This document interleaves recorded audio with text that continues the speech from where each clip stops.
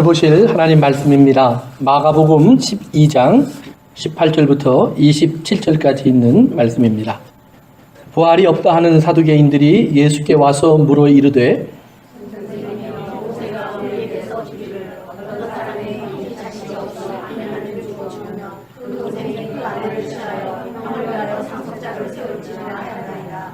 칠 형제가 있었는데 마지가 아내를 취하였다가 상속자가 없이 죽고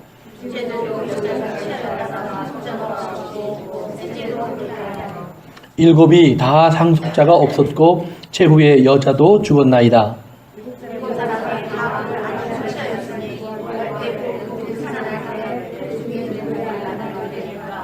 예수께서 이르시되 너희가 성경도 하나님의 능력도 알지 못함으로 오해함이 아니냐.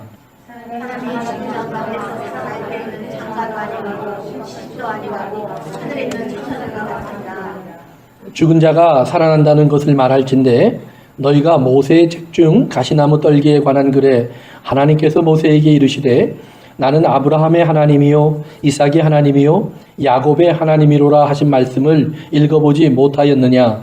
하나님은 죽은 자의 하나님이 아니시요 산 자의 하나님이시라 너희가 그렇게 오해하려고 하시니라. 아멘. 한 주간이 벌써 슉 지나가고 또 한 달이 지나가고 이제 2019년 2월 달이 왔습니다. 조금 있으면 2019년 12월 달이 올 겁니다. 이렇게 한 해 한 해가 시간이 점점 빨라지는 것을 느끼는 것은 나이를 먹기 때문이라고 누가 그러던데 제가 나이를 좀 먹어가는 것 같습니다. 어쨌든 또 이렇게 지난 한 주간 여러분들 또 삶 속에 있다가 주님 앞에서 같이 예배 드릴 수 있어서 너무 행복합니다. 우리는 가끔 예배 드리는 것을 의무라고 생각하는데 예배 드리는 것은 특권입니다. 특권. 이 땅에 오늘도 예배 드리고 싶지만 예배 드릴 곳이 없는 사람, 모이면 또 어려움을 겪기 때문에 모일 수 없는 사람 너무 많이 있습니다. 제가 소련에 있을 때도 지하교회 사람들을 만났을 때 그들이 나누는 얘기 속에 그런 것들을 많이 느꼈는데 나는 당연한 것으로 알았던 것들이 그들에게는 얼마나 어려운 것인지 모릅니다. 성찬식 한번 하는 거, 세례 받는 거, 성경 공부하는 거, 예배에 모이는 거 하나하나가 정말 하늘에서 별 따기만큼 같이 어려웠고 잘못하면 붙잡혀서 감옥에 가고 버림받고 이런 삶을 살았던 사람들이 그들이 이제 자유를 얻어서 하나님 앞에 나와서 예배 드리게 되니까 그렇게 좋다고 얘기합니다. 그런데 문제는 이제 자유를 얻고 나니까 얼마 지나지 않아서 그들 가운데 많은 사람들이 점점 넘어지기 시작합니다. 특별히 젊은이들 가운데 이제 외부에서 들어온 선교사들이나 또는 여러 가지 사업을 하는 사람들이 와서 그들에게 도움을 청하면서 돈을 제공합니다. 그러면 자기들이 지하교회에서 살면서 얻었던 수입의 몇십 배를 얻습니다. 그것 때문에 믿음 버리고 신앙 버리고 자기 길로 나서는 사람들을 여러 명 보았습니다. 그래서 그런 생각을 해봤습니다. 과연 어느 게 더 축복일까? 자유롭게 예배드리고 하나님께 나와서 감사할 수 있는 이런 환경이 축복일까?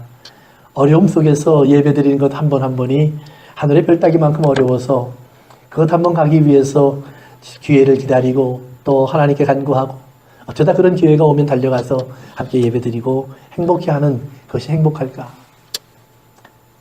오늘 여러분은 어떤 것을 택하시겠습니까? 무엇을 원하시겠습니까?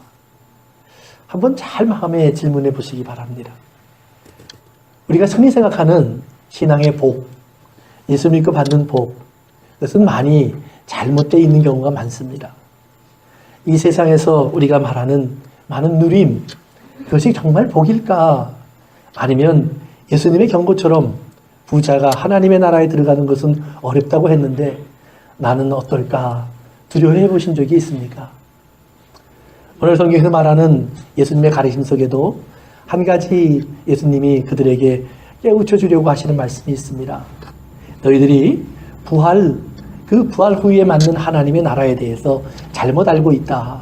그 오해했다라는 말이 길이 삐뚤어져 있다라는 말입니다. 그래서 똑바로 가야 되는데 자꾸 옆길로 빠지는 겁니다.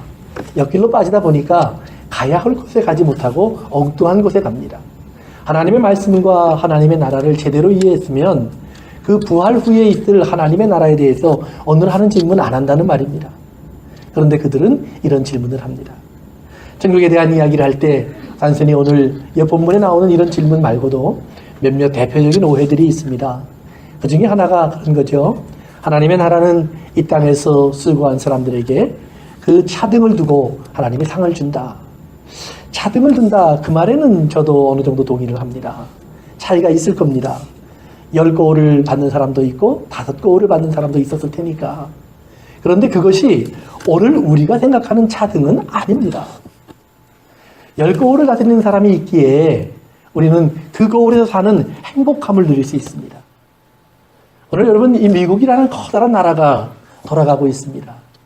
전 세계 국가보다도 많은 민족들이 들어와 살고 있습니다. 수많은 언어, 문화, 인종들이 섞여 있습니다. 이런 나라가 그래도 질서를 가지고 움직이고 그래도 이 땅에서 가장 평화롭고 부강한 나라라는 것은 누군가가 수고하기 때문입니다. 누군가가 애쓰기 때문입니다. 제도를 만들고 지키려고 하고 그것을 갖고 나가기 때문입니다. 대부분의 사람들은 그것을 누리지 그것의 가치를 만드는 일을 잘 못합니다. 마찬가지로 우리는 하나님의 나라 속에서도 누군가 그렇게 수고하고 즐겨 일하는 사람들이 있다는 말입니다. 절대로 그들이 높은 자리에 앉아서 힘을 가지고 좌지우지하려고 하는 것이 아닙니다.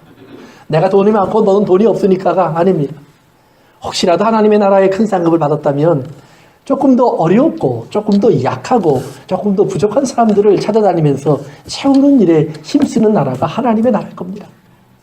절대로 이 땅에서 나는 그렇게 많이 수고했으니까 하나님의 나라에서 나는 잔치하고 너는 내 부스러기를 먹으라, 그런 나라가 아닙니다. 이 땅에서도 자기 집 앞에 있는 부스러기를 준 거지를 둔 부자는 지옥에 갔는데 하나님의 나라에서 그렇게 산다면 그는 하나님의 나라에 들어갈 자격이 없습니다. 그렇기 때문에 모슬렘이나 또는 많은 기독교 속에서도 가르치고 있는 하나님의 나라에서 당신은 큰 상을 받을 겁니다. 다른 사람보다 높은 자리에 앉을 겁니다. 여러분 착각하지 마십시오. 나는 그런 특권을 누릴 사람이 아니라 하나님이 조금이라도 나에게 많은 것을 주신다면 하나님, 내가 무슨 수고를 했다고 그렇게 주십니까? 첫 번째는 그렇게 말해야 됩니다. 두 번째는 혹시라도 나에게 더 주신 것이 있다면 하나님, 내 주변에 어떤 사람이 어렵지 않을까요? 내 주변에 누군가 배고프지 않을까요?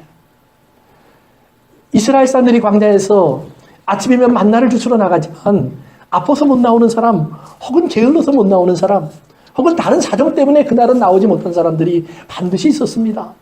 그러면 이웃들이 찾아가서 그들의 곡간을 채워줬습니다.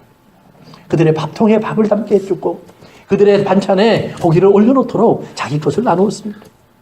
그런 나라가 하나님의 나라인데 왜 천국 가면 다시 이 땅의 사람들처럼 우리가 갈라지고 나누어질 거라고 생각을 합니까?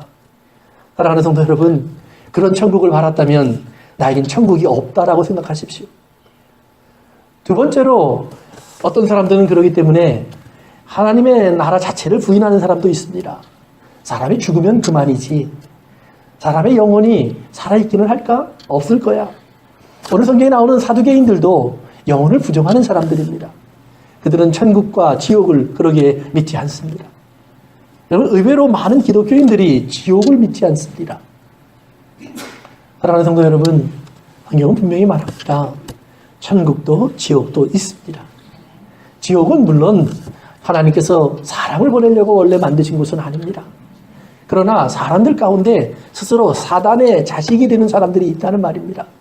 자기의 선택으로 하나님의 자녀가 아니라 사단의 자녀가 되어서 사단이 가야 할 곳에 함께 갈 수밖에 없는 사람들이 있다라고 성경은 가르칩니다.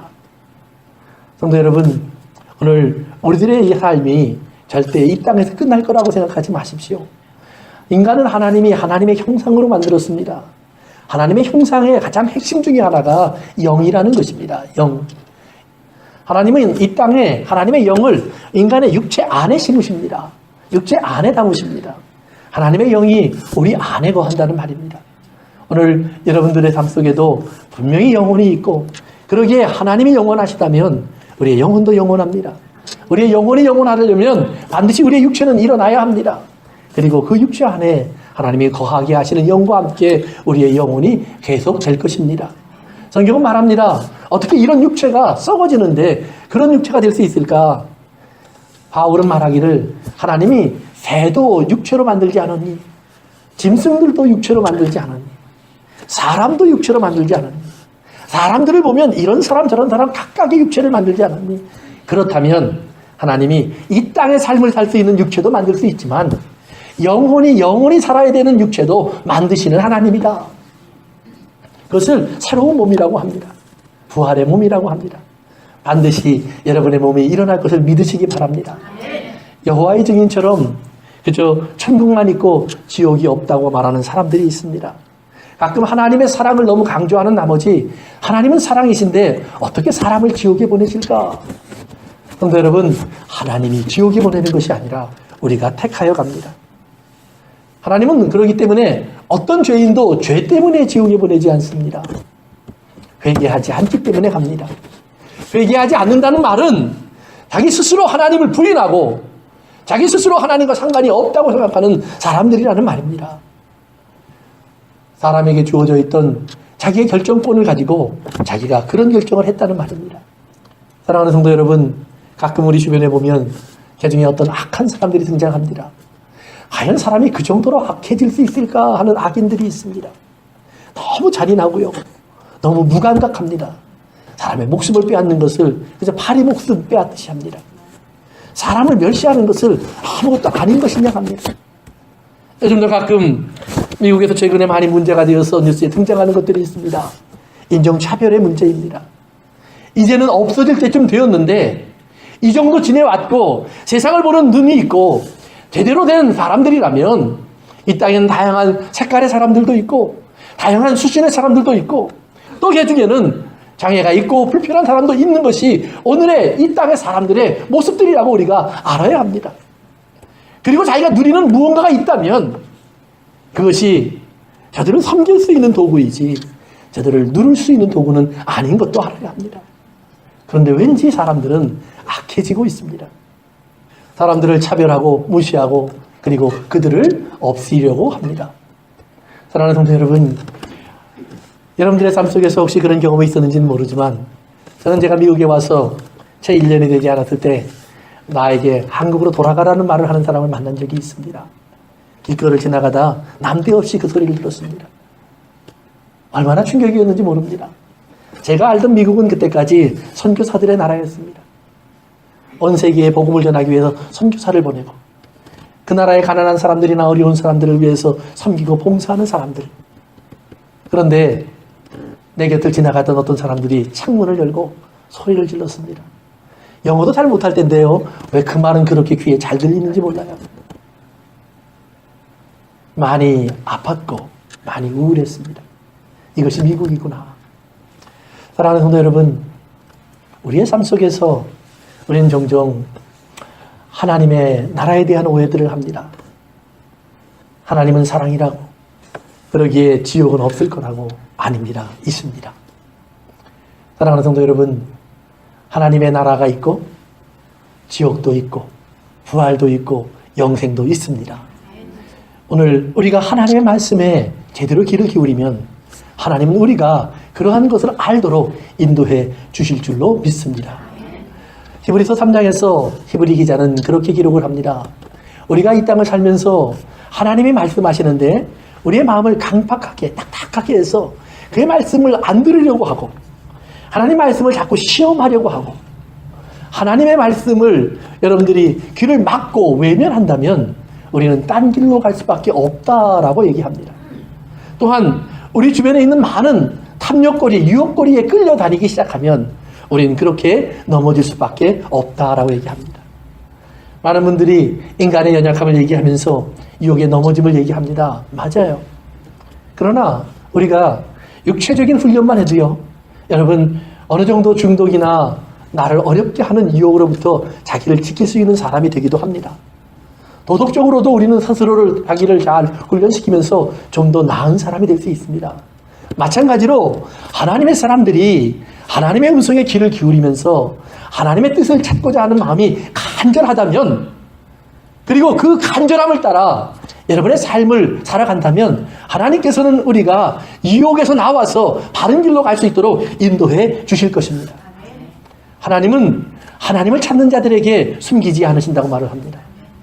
하나님이 가까이 계실 때에는 찾을 수 있는 시간이라고 말씀하십니다. 지금 이 시간, 우리가 이 땅에 존재하는 시간, 하나님이 성령으로 우리 가운데 계셔서 이 땅에 머무는 시간처럼 하나님이 사람과 가까이 있는 시간은 없었습니다. 오늘 여러분의 삶 속에 그렇게 가까이 계시는 하나님을 발견하고 보시고 듣고 따라가시기를 주님의 이름으로 축원합니다. 야곱은 자기의 마지막 시간에 그런 유언을 남깁니다. 나의 아버지의 하나님, 아브라함의 하나님, 이 하나님은 항상 아브라함과 이삭이 그 하나님을 따라갈 수 있게 하셨다.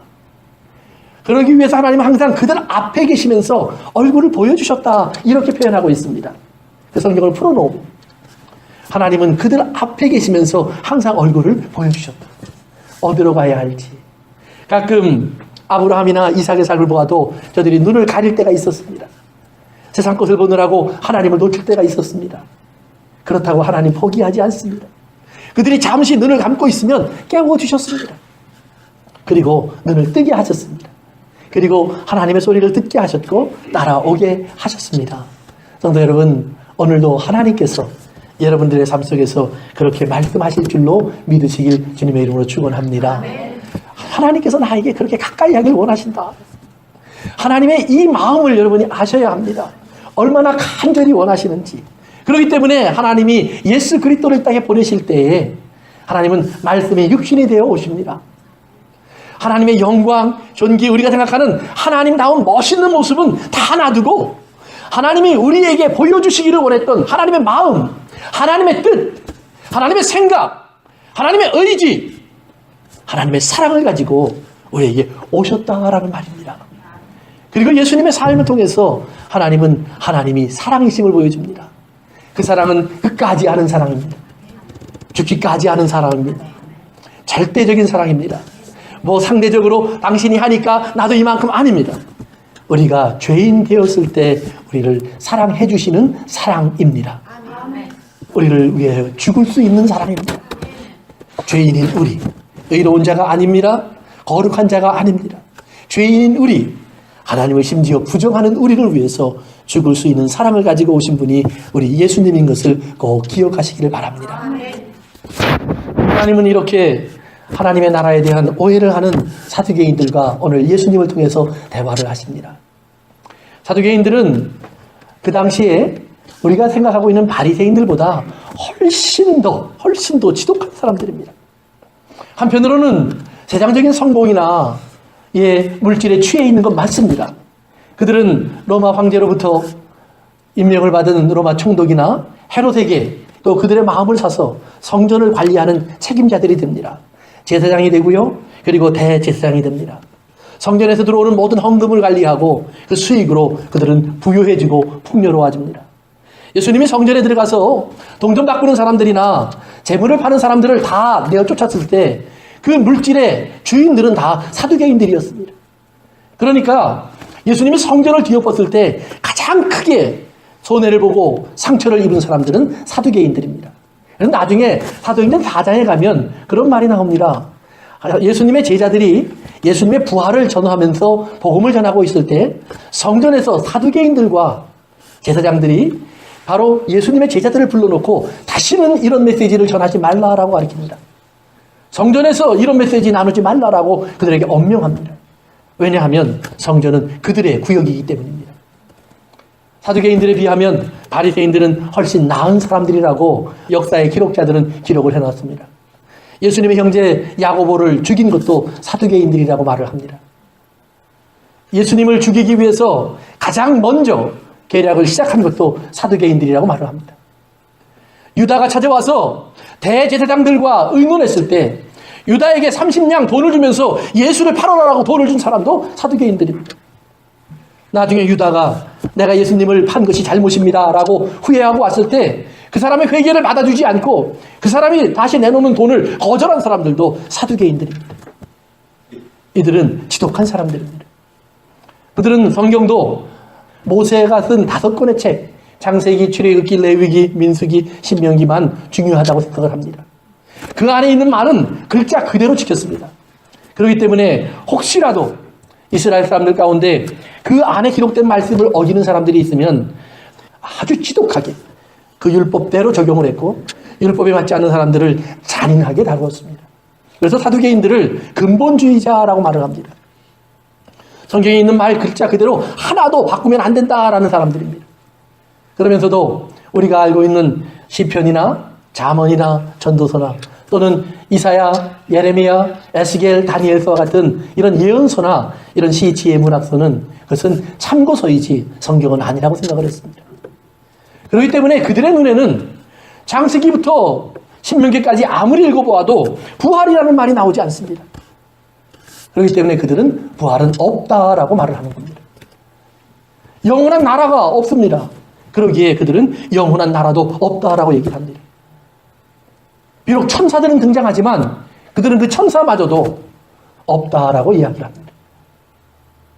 그들은 창세기부터 신명기까지 모세가 쓴 말만이 하나님 말씀이기 때문에 그 안에 없는 것은 없는 것이다라고 주장을 합니다. 그러면서 예수님에게 다가와서 모세가 가르쳐준 법을 하나 얘기합니다. 한 아이가 결혼을 합니다. 그런데 아이를 낳지 못하고 죽습니다. 그러면 성경은 그 사람의 집안을 이어가야 되기 때문에 형제가 그의 아내였던 여인을 취하여서 결혼을 하고 자식을 낳아서 첫 번째 낳은 자식을 그 죽은 자의 자식으로 입양을 시켜줘야 합니다. 이런 일을 7명이 반복을 했습니다. 지독히도 운이 없는 집안입니다. 7명의 아들이 다 자식을 낳지 못하고 죽었습니다. 한 여인은 7명의 아내가 되었다가 결국은 죽게 되었습니다. 그들은 이제 예수님에게 그들이 갖고 있는 아주 회심의 질문을 던집니다. 자, 이렇게 7명이 결혼했고 7번 결혼했습니다. 당신 말대로 부활이 있다고 합시다. 그러면 누구의 아내가 되어야 합니까? 지금까지 그 말이면 부활이 있다고 믿던 바리새인들, 다른 서기관들의 논쟁에서 그들은 항상 그들의 입을 다물게 했던 말입니다. 바울의 말처럼 바리새인들은 부활을 믿고 있었습니다. 천국도 믿고 있었습니다. 지옥도 믿고 있었습니다. 그들은 천사도 믿었고 영혼도 믿었고 영생도 믿었습니다. 그렇기 때문에 그들은 율법을 지키는데 나름대로 열심이었습니다. 그러나 사두개인들은 그런 것을 믿지 않지만 이 땅에서 내가 하나님의 복을 받고 살기 위해서는 모세가 기록한 율법을 지켜야 된다라고 믿었기에 열심히 살았습니다. 이제 수백 년을 이어오면서도 해결하지 못했던 논쟁을 예수님에게 던지는 겁니다. 마치 기독교가 지난 수백 년간 갖고 있던 숙제와 같은 논쟁들이 있습니다. 천주교와 기독교 사이에 또 개혁주의와 웨슬레안주의 사이에 그들이 계속해서 논쟁하는 신학적인 논쟁들이 있습니다. 모든 것을 하나님이 정하셨을까? 아니면 인간의 자유의지가 그것을 결정할까? 그 두 가지의 균형을 잡는 것이 그리 쉬운 일은 아닙니다. 여러분, 그것 때문에 사람을 죽이기도 했고 감옥에 보내기도 했던 기독교의 역사가 그걸 증명합니다. 가끔 교회는 믿음이라는 말을 가지고 잔인한 일을 했습니다. 이방인들, 하나님의 성전을 더럽힌 사람들이라고 해서 십자군을 일으켜서 수많은 사람을 죽였습니다. 그러면 어느 날 모슬렘이 이 땅에 기독교를 위협할 종교로 커지는 데에는 기독교의 잘못이 큽니다. 모슬렘이 뿌리를 내린 모든 지역은 기본적으로 기독교 지역입니다. 바울이 발을 디디며 복음을 전했던 소아시아 지역입니다. 처음 교회들이 꽃을 피웠던 그런 지역들입니다. 그런데 그것들이 다 한결같이 교회를 버리고 모슬렘을 택했습니다. 왠지 아십니까? 너무나 잔인한 교회의 모습이 역사 속에 기록되어 있습니다. 끊임없이 싸우고 다툰 동서 교회의 다툼들이 있습니다. 개혁과 그리고 구교라고 하는 명칭을 가지고 갈라져 버린 교회들의 죄악들이 있습니다.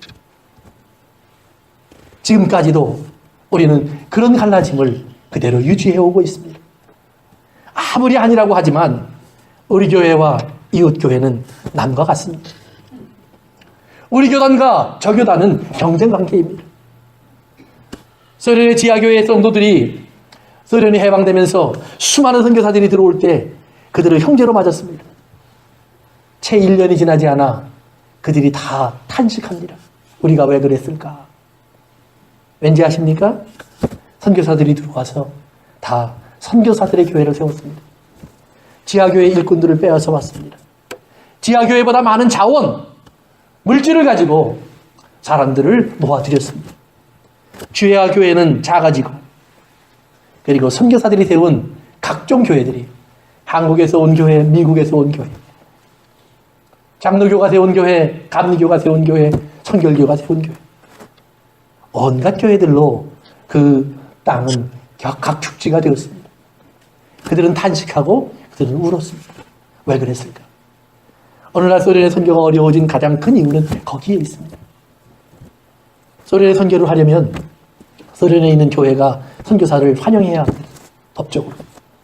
그런데 오늘날 어떤 교회도 선교사를 환영하려고 하지 않습니다. 들어오면 경쟁자가 되니까. 사랑하는 성도 여러분, 오늘 예수님은 우리에게 잘못된 생각, 비뚤어진 이해, 그리고 그 왜곡된 믿음으로 말미암아 얼마나 하나님의 나라가 망가지고 있는가를 우리에게 보여주고 있습니다. 이 땅에 나가서 사람들에게 하나님의 나라, 천국을 이야기하면 그들은 교회를 보면서 조롱하기 일쑤였습니다.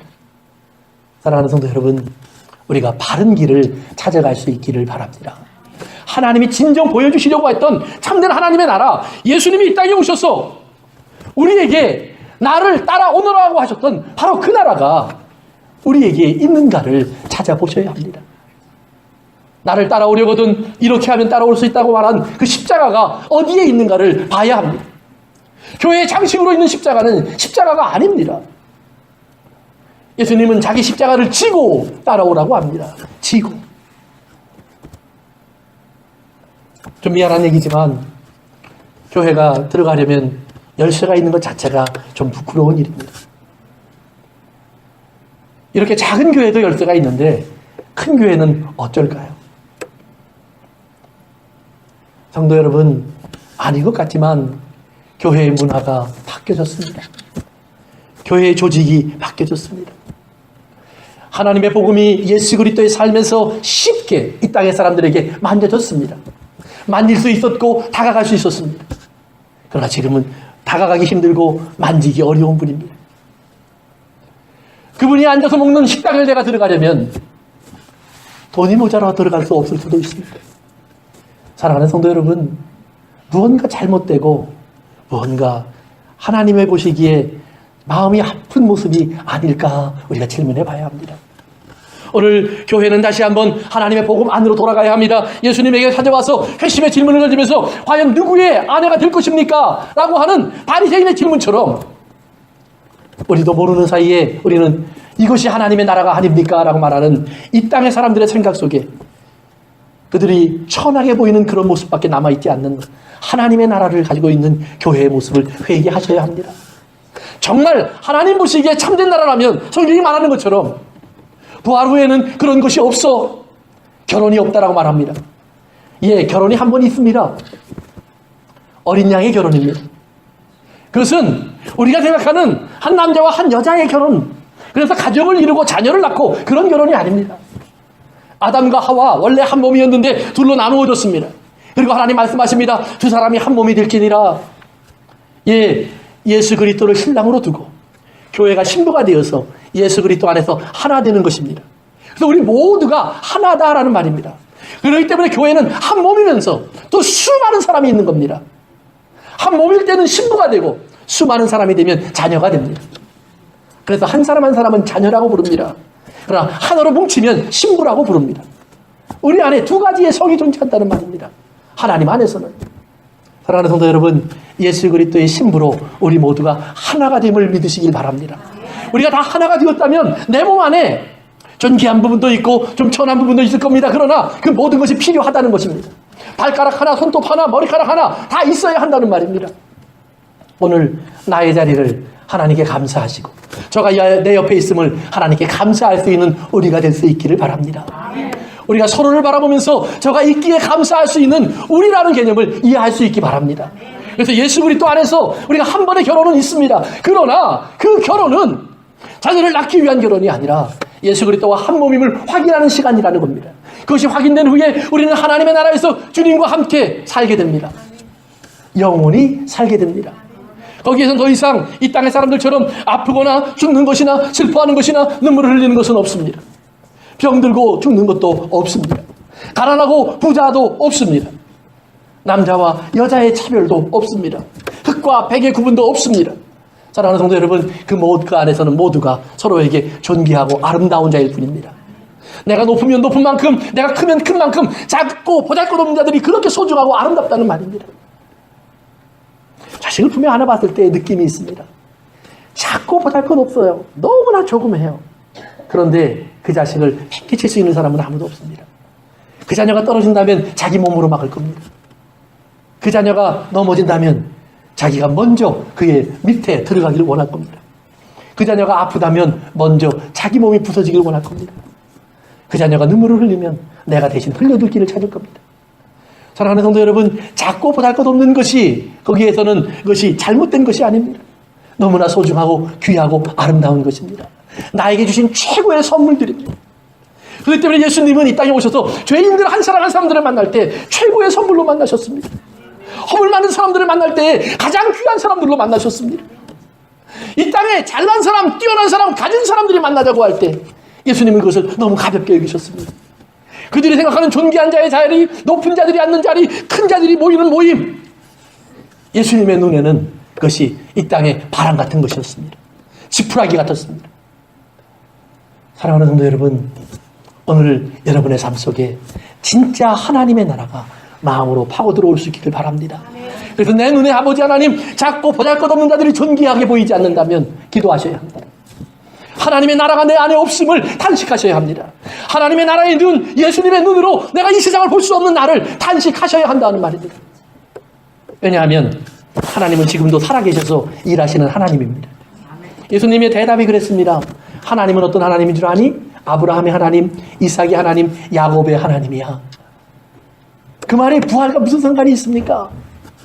그랬더니 예수님이 이렇게 말합니다. 하나님은 I am의 하나님이야. I am. 현재의 하나님이라는 말입니다. 과거의 하나님이 아닙니다. 다시 말하면 나는 지금 아브라함의 하나님이야 라는 말입니다. 아브라함은 죽었는데요. 맞아요. 아브라함의 무덤은 그곳에 있습니다. 그 땅에 묻혀 있습니다. 그러나 주님 말씀합니다. 그는 지금 영으로 살아있고 그리고 때가 되면 육체로도 부활하리라 라는 말입니다. 그렇기 때문에 아브라함은 나옵니다. 그래서 예수님이 말씀합니다. 너희 조상 아브라함은 나의 때 볼 것을 기다리다가 내가 이 땅에 와서 하는 모습을 보며 정말 기뻐하고 있다. 사람들이 당신이 이제 겨우 나이 30살 안팎인데 아브라함보다 오래됐다고요? 내가 더 오래됐지. 미친 예수를 향해 돌을 들었습니다. 사랑하는 성도 여러분, 하나님은 지금도 I am의 하나님입니다. 하나님은 아브라함의 하나님이 나의 하나님이라면, 아브라함과 이삭과 야곱의 하나님이 우리의 하나님이라면 우리도 지금 하나님 안에 있는 겁니다. 우리가 하나님 안에 있다고 하는 말은 영원히 있다는 말입니다. 누구도 뺏어갈 수 없는 곳에 있다는 말입니다. 항상 있다는 말입니다. 언제나 있다는 말입니다. 내가 실수하고 죄악, 범죄에 빠지면요, 하나님은 우리를 돌이키게 하실 수 있도록 우리를 도와주실 것입니다. 우리 마음에 돌아가지 않으면 안 될 수밖에 없도록 우리를 하나님은 강권해 주실 것입니다. 내 마음이 간절히 하나님을 그리워하며 내 마음대로 집을 떠나갔다가도 다시 아버지를 그리워하는 사람으로 나는 돌아서게 될 것입니다. 당자의 비유에 보면 형의 이야기가 있습니다. 당자가 돌아왔을 때 아버지가 잔치를 하니까 형이 입이 이만큼 나와서 아버지에게 이런 말을 합니다. 아버지, 나는 아버지를 떠난 적이 없는데 아버지는 나에게 잔치를 해준 적이 없습니다. 잔치는 고사하고 염소 새끼 한 마리도 내게 주어서 내 친구들하고 같이 즐길 수 있도록 허락해 주지 않았습니다. 아버지 집에 평생 있었는데 염소 새끼 한 마리의 축복이 없었습니다. 얼마나 불쌍한지 모릅니다.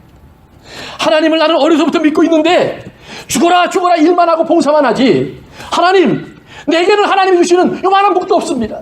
저는 이제 예수 믿는 것 같은데 저에게는 병을 고쳐주셨고, 저는 이제 하나님 전에 찾은 것 같은데 저에게는 직장을 주셨고, 저는 이제 기도를 시작한 것 같은데 저에게는 자녀를 주셨고, 하나님 왜 내게는 그런 것을 주지 않습니까? 그런 말이에요. 사랑하는 성도 여러분, 아버지가 되보시면 합니다. 하나님이 아브라함의 하나님, 나는 아버지인 하나님이야, 이 말입니다. 아버지가 돼보십시오. 10명의 아들이 있는데 하나들이 없어졌어요. 9이나 남았잖아. 아니요. 잃어버린 하나들 때문에 잠을 못 잡니다. 아들은 그 아버지의 마음을 안다면 자기가 잔치하고 싶어도 조금 참는 거예요. 아버지의 슬픔이 잦아들도록 좀 기다리는 거예요. 아버지가 외롭지 않도록 그를 조금 더 가까이 해주는 거예요. 아버지가 쓴 미소를 지으면서 그래 아들아 고맙다. 그래도 그날 밤 아버지는 또다시 울 것을 알고 아들은 조심하는 거예요. 그러다 아들이 돌아왔어요. 아버지가 기뻐해요. 그러면 더 큰 기쁨을 가지고 그 형제를 맞으러 가야죠. 더 큰 즐거움을 가지고 그 형제를 환영해 주어야죠. 그것이 아버지를 하는 아들입니다. 때문에 아버지가 되어보면 아들이 될 수 있어요. 아버지 없는 아들은 없습니다. 아들 없는 아버지는 있어도 아버지 없는 아들은 없습니다. 이 때문에 아브라함의 하나님은 아버지이신 하나님이에요. 잃어버림이 무엇인 줄 아는 하나님이에요. 없어짐이 무엇인 줄 아는 하나님이에요. 그러기에 아브라함이 죽었을 때 하나님은 아브라함에게 아들을 주시는 거예요. 사라가 아이를 낳을 수 없는 여자가 되었을 때 그 여인을 회복시켜 주시는 거예요. 부활이 그 안에 숨어 있어요. 이삭은 아들의 하나님이에요. 아버지가 되어보지 못하면 아들을 몰라요. 그런데 아들이 되어보면 아버지를 알아요. 아들이 되어서 아버지와 함께 있어 보세요. 아들은 향한 아버지의 마음이 어떤 것인지. 당자는 집을 나간 후에 아버지가 어떤 아버지인 줄 몰라요. 잘 기억하셔야 돼요. 집을 나간 탕자는 아버지가 자기를 내보내놓고 울고 있는지 잠을 못 자고 있는지 밥을 못 먹고 있는지 그를 기다리고 있는지 아는 것이 아무것도 없어요. 자기 수준의 생각이라면 아버지도 나를 잊었을 거야. 아버지도 나를 버렸을 거야. 아버지도 나를 지웠을 거야. 이것이 탕자 수준의 생각이에요. 형은 그 옆에서 모든 걸 봤어요. 아버지를 알아요. 탕자가 돌아왔습니다. 그리고 아버지를 만났습니다. 그때서야 탕자는 아버지를 알기 시작합니다. 아들이 되면 아버지를 합니다. 이삭이 하나님, 아들이신 하나님이라는 말이에요. 그렇기 때문에 예수님은 이 땅에 오셔서 아들로 사시는 겁니다. 왜요? 아버지를 너무 잘 알기 때문에. 아버지가 원하는 것이 무엇인 것을 알기 때문에. 잃어버린 자들을 기다리시는 아버지의 마음을 알기 때문에. 잔치하고 배부르고 편안하고 누리고 왕되고 세상에서 정복자가 되는 그런 길이 아니라 그러기에 아버지의 잔치를 위해 기꺼이 상에 올라가는 빵과 음료가 됩니다. 기꺼이 아버지의 잔치를 위해 채찍에 맞고 온전한 아름다운 것을 아버지께 돌려드리는 채찍에 맞는 자가 됩니다. 돌아올 수 없는 길, 큰 구렁이 막혀서 넘어올 수 없는 죄인의 자리에 가 있는 잃어버린 자식을 위해서 십자가라는 다리를 놓는 아들이 됩니다. 아버지를 알기. 아버지를 모르는 자는 절대로 아들이 될 수 없습니다. 아들이 되려면 아버지를 알아야 합니다. 그러기에 주님은 기대하는 겁니다. 여러분들이 아버지께 돌아왔으면 이제는 집을 나갔던 아들이 아니라 새로 거듭난 아들, 부활의 생명을 가진 아들이 되어달라고 여러분들에게 말씀하는 겁니다.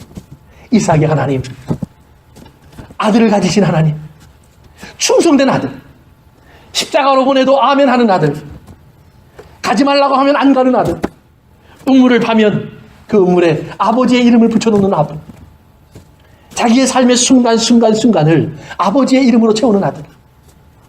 예수님은 요한복음에서 나는 그러기에 아버지가 하시는 말을 듣지 않고는 하는 말이 없고 아버지가 하시는 일을 보지 않고는 행하는 일이 없어.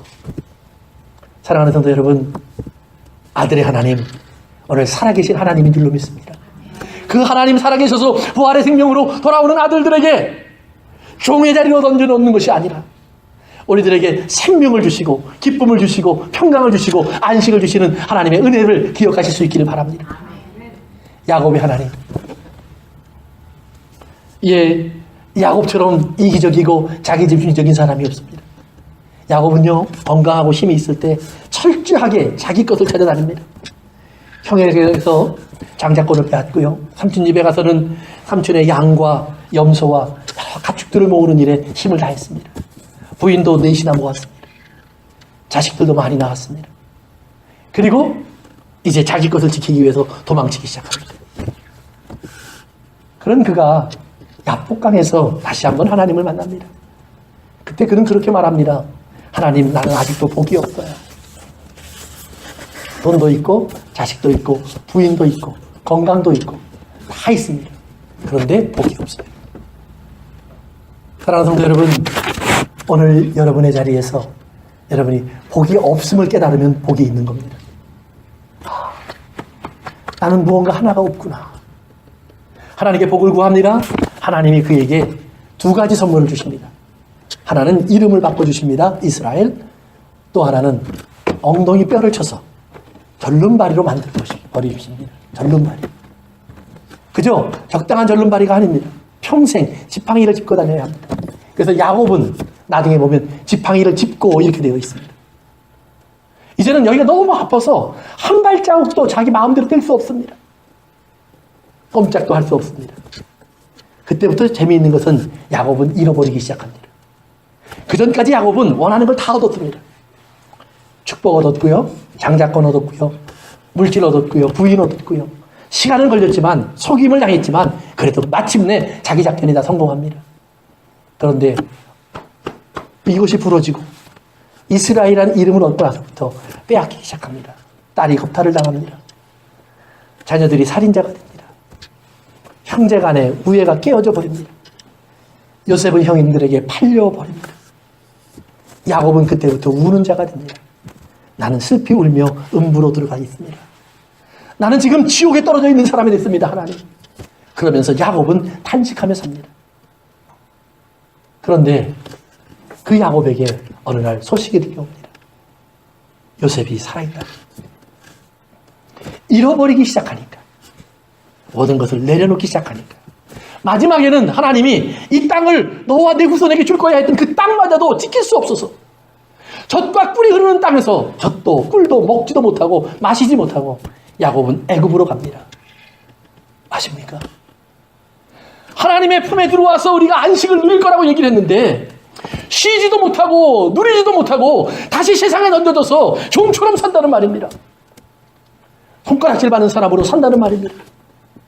그런데 그 야곱이 그 땅에 들어가서 그렇게 말합니다.